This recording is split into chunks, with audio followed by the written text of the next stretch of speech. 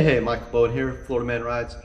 So there was three boats that ran up on us at the hole in the wall. I always wanted to go through them in a little bit more detail and talk to you about a few other little subjects I got going on. All right, first, I want to start out with this beautiful, nice car motor boat. I really wish I knew more about car motor boats so I could tell you, but I can tell you just from my point of ignorance, it is beautiful. Everything is laid out very nice. The seat cushions look really nice. The layout of it, rear drive, bench seat in the front. Yeah, it's just awesome looking boat. My only regret is I didn't ask the owner for a ride. I would have really liked to have rode this boat, thinking back on it now. But I can tell you, I did look at the hull a little bit closer. It's 100 thousandths thick aluminum, 3/4 deck over, C deck on everything. It looks really nice. Most of the deck over boats that I've been seeing were 90 thousandths thick, so this one's even a little bit thicker, aluminum on the bottom. But it looks really nice. I was really impressed. Really happy to talk with the owner. I got a chance to talk with the owner, and hopefully I get to run into you again out there on the lake and get a ride from you. Look forward to that. One of the other boats I wanted to talk about is this Continental boat. If you notice, they built some leather or canvas wraps to go around the magnetos. This is a good idea. I built a little shield on the front of my boat to keep the passengers from their legs dangling and hitting your mags, messing up your wires and stuff like that. So these leather bags are multi-purpose. One, it's going to protect your mags a little bit from passengers kicking them, but other than that, also it's going to keep moisture out of the magnetos. Now, so the leather wraps got my attention, but then I was looking at the picture even more, and what got my attention even more is the mags are on the front side of the engine, like you would see on a Lycoming. These Continentals, the mags are usually on the back side of that accessory case. So that was really strange, and I'd really like to know how they did that. I was unaware that you could place the mags. You could change that accessory case around to get the mags in on the front side of the engine. It's really irrelevant where the mags are placed, front side or back side. Back side keeps the engine a little bit more compact. So I was wondering what in the world they did to get these mags in the front side of that accessory case. Really interesting. And finally, the third boat I wanted to talk about was this beautiful red Lycoming engine boat with this pacemaker ignition system. The headers look nice. It looks like a really nice setup everywhere.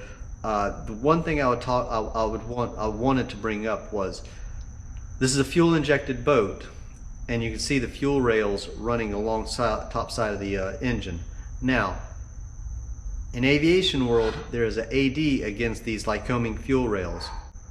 We are required on these airplanes to have clamps, usually 1 to 2 depending on the length of the fuel injector line, the whole run of each individual line. Continentals are a little bit different. They're a little bit heavier, and since the push rods are on the bottom, Continental came up with a shelving system that they run all their lines through anyway, so they do have braces. So that's the only thing I would caution about. But we run airboat engines a lot differently than aircraft runs. An aircraft runs at full power and reduces the prop to increase the manifold pressure. So airplanes run at full power for hours at a time, but we don't do that on these airboats. We run them 80% power, 60% power for 15-20 minute stretches, and shut down, have a cold drink, and then do it again.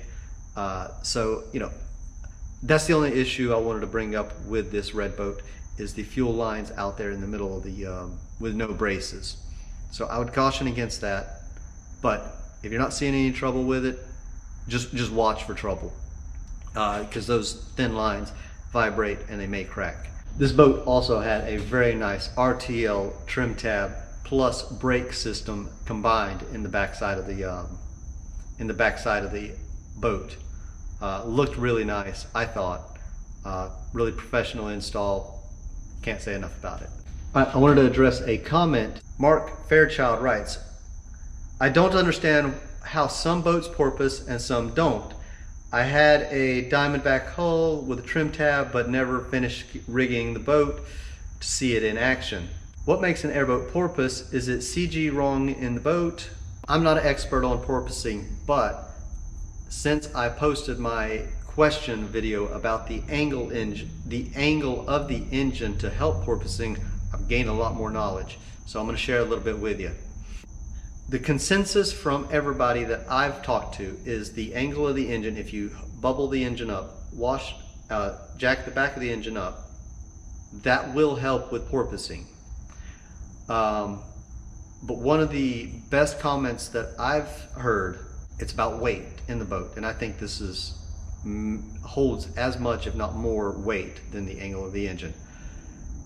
The commenter said, no more than 50% of the weight of the boat, engine, metalwork boat, no more than 50% of the weight of the boat past 1/3 of the length of the hull.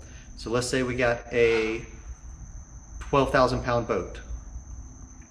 No more than 600 pounds past, say we got a 12-foot boat, no more than 600 pounds past the first 4 feet. 4 feet of the boat, 600 pounds, 12 feet of the boat, or excuse me, 8 feet, the other 600 pounds, all right? Now, that is a problem if you're running a front seat rear passengers. The problem is, how much do your passengers weigh? How many passengers? 1 passenger, 2 passengers? Are they 200-pound people? Are they 300-pound people? That's gonna make porpoising worse. I noticed it in my boat, and I'm a light guy. My wife's a light person, but where she sits, the boat, I had to retard the throttle even more to get it to not porpoise. If I had someone in the front, I could run, a higher speed and not porpoise. Now, the trim tab sort of eliminates all that. It does mean that you got to dig down deeper with that trim tab if you got lots of weight in the back as opposed to in the front. But it's all relevant, right? So I really like that formula. Take that formula into heart. Half your weight split between 1/3 and the other 2/3 of the length of the boat. And I use the number 12 because number 12 is the magical number. You metric guys, 10 is not the right number. 12 is. So that's it. So the final thing I want to talk to you about is YouTube Shorts. Now, YouTube Shorts is 30-second videos, and I think if you're a bigger channel, you get 60 seconds to play with. Okay, but so it's 30-second videos, and it falls into a full screen phone format. So what it'll do, it'll fill up your whole phone screen, okay? Now, it's sort of like TikTok, but YouTube style. All right, so I've created a few videos where I've just took our Sheriff Grady Judd, Polk County Sheriff Grady Judd, a few of his press conferences, and just a few of his little, one-liners, and put them in there. I'm hoping they, like a few of my other videos, get picked up by the algorithms. Since this is new, there's just not a lot of videos out there. And the algorithm is searching for videos to feed people. So 2 of my videos got picked up that way. And I got a lot of traffic on them. For me. A lot of traffic for me. So I'm hoping, I would like to see these Grady Judd videos get picked up that way and get blasted out to the world. So they can know how we are on law enforcement here in Florida. So hopefully I get to get out there this weekend and maybe run into some of you guys.